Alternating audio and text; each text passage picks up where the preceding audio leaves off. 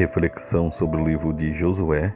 Hoje, o capítulo 7, lemos o versículo 13, diz a palavra: Dispõe-te e santifica o povo, e dize: Santificai-vos para amanhã, porque assim diz o Senhor Deus de Israel: Há coisas condenadas no vosso meio, ó Israel.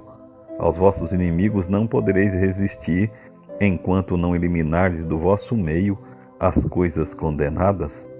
Amados, antes do Senhor entregar Jericó nas mãos dos israelitas, Josué foi muito claro ao dizer: Tão somente guardai-vos das coisas condenadas, e assim torneis maldito o arraial de Israel, e o confundais.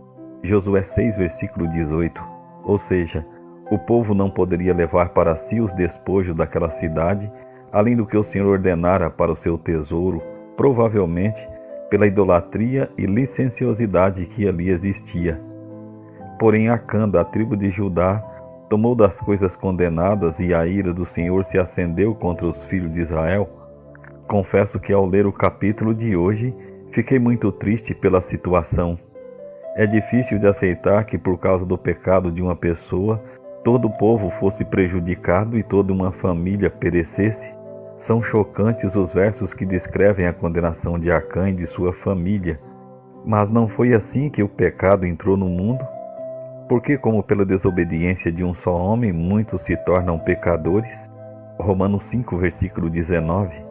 Isto me leva a uma conclusão muito séria.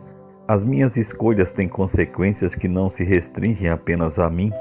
Israel foi à luta e voltou derrotado por causa do pecado de Acã. Não pense que o que você faz de errado só tem consequências pessoais. Alguém que vende o seu corpo, por exemplo, pode pensar: faço do meu corpo o que eu quiser e isso é problema meu? Não é, amados. O problema é seu e da pessoa que engana o seu cônjuge. É seu e da pessoa que adquiriu de você uma doença venérea. É seu e do indivíduo que lhe pagou e deixou a família passar necessidade. Um pai ou mãe também pode pensar: o filho é meu e educo como quiser e ninguém tem nada a ver com isso. Tem sim, papai e mamãe. Não vivemos dentro de uma redoma, vivemos em sociedade.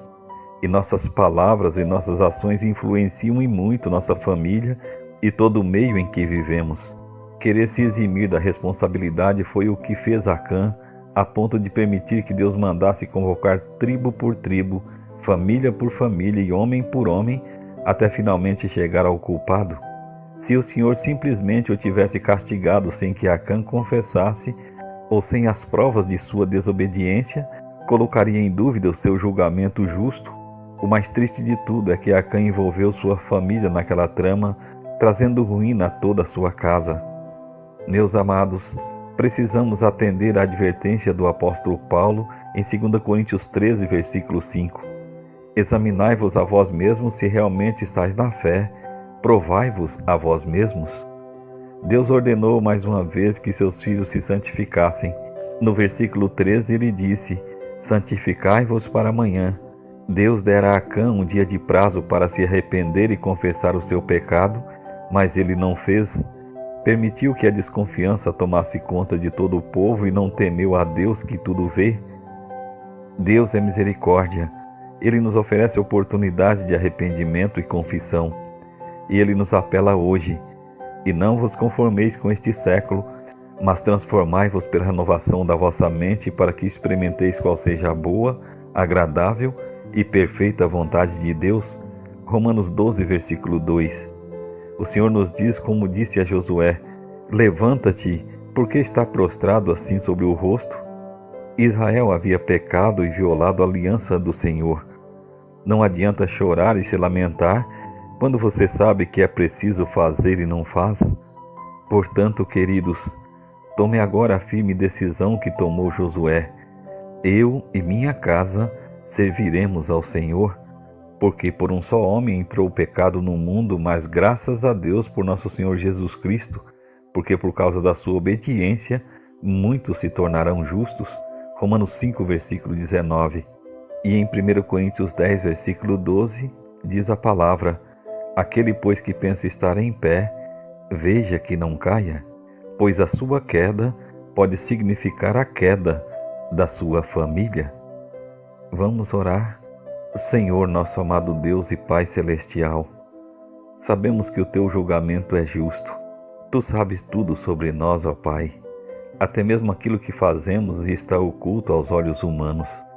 Mas entendemos também que Tu és amor, graça e misericórdia, e sempre concede a oportunidade de arrependimento. Por isso, Senhor, suplicamos o perdão dos nossos pecados. Nos ajude a sermos sinceros e transparentes com o Senhor que tudo vê. Derrame sobre nós o Teu Espírito Santo, para que através da palavra Ele nos mostre os nossos pecados e assim em tempo oportuno confessemos diante de Ti. Dá-nos a Tua paz, Senhor.